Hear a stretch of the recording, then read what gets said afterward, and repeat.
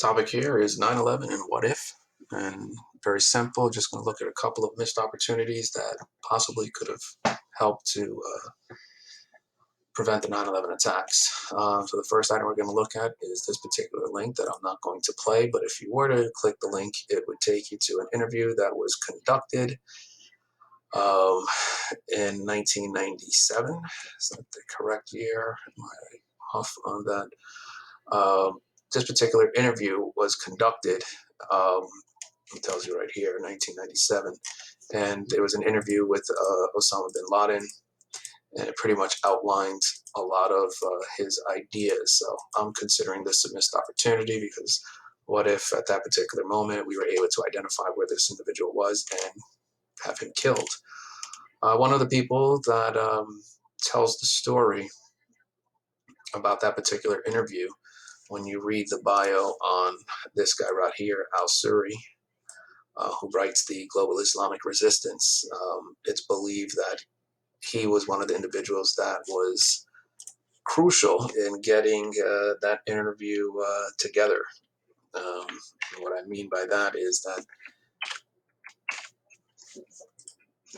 um, in this particular interview, uh, the people that were working to record this and actually get to bin Laden, the process of getting them, to covering their face with some sort of headgear so they don't know where they're at and physically moving them from point A to point B where bin Laden was located.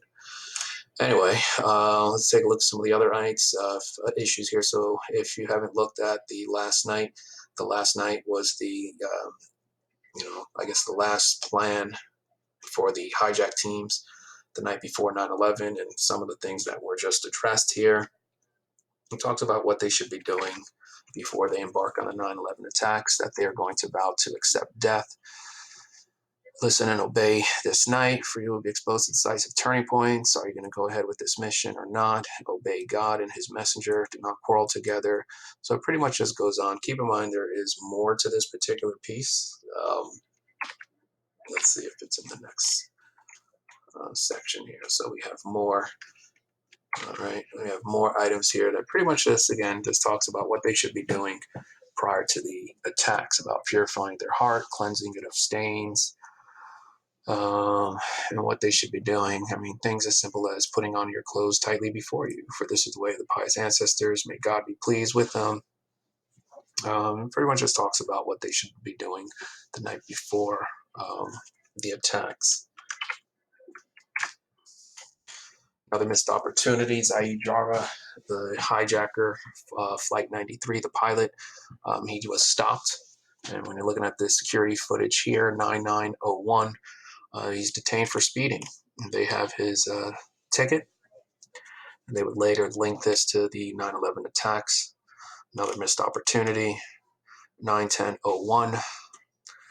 This is a really weird story because I think it says a lot about the hypocrisy of these individuals that would later conduct the 9/11 attacks. So it's looking at the people on Flight 93, the hijackers, how they go to Nardones, which is a go-go bar on Route 1 in Elizabeth. So they are drinking beer and they want to pay a dancer for a private dance in the room. Both of these actions would be considered against their religion. So keep in mind, I'm just trying to point out for people that are talking about we want to practice our religion in its purest form, like a glass of water. I can't help but think that drinking the beer is going to corrupt, as well as, watching performers in this establishment, and yet they still go ahead with their attack. They're constantly arguing that the United States and the West prevents their people.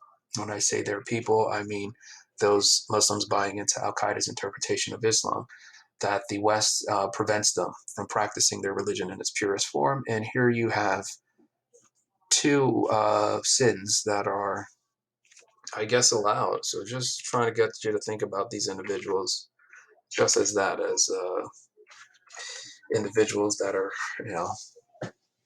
trying to go about their day. And to make matters worse, looking here at these individuals who are trying to price prostitutes, 9/10/2001. And I have to point out that Al Shihi, one of the individuals involved in this particular,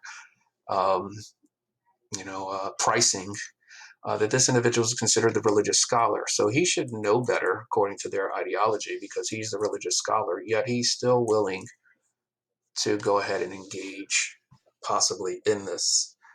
You always have to point out the hypocrisy when you're looking at terrorist organizations to, you know, call them out on their stuff.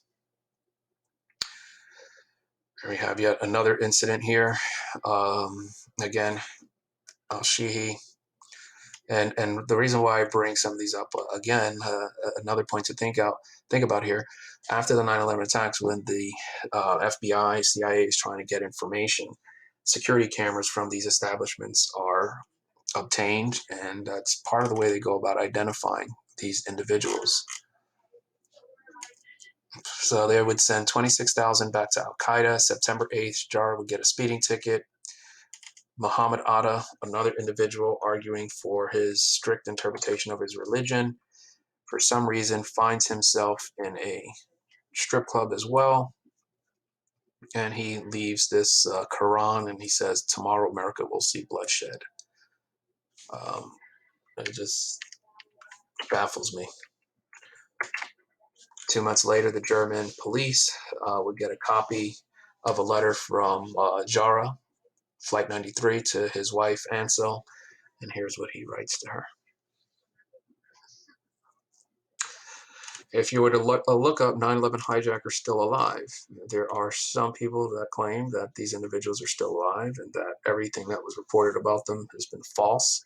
And some of these individuals, it's really about that the names being used, the identification. Those people are still alive. It doesn't mean that somebody with comparable views to the ones outlined for this class, buying into bin Laden's interpretation of Islam, that those individuals, they still seem to be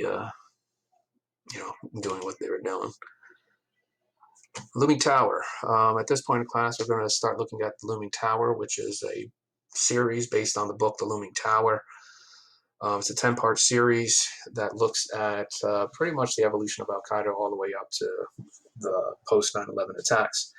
And where did they get that particular title? The author looks at this particular passage, which is from the Quran. This section, with death overtaking you, you should be within towers of lofty construction.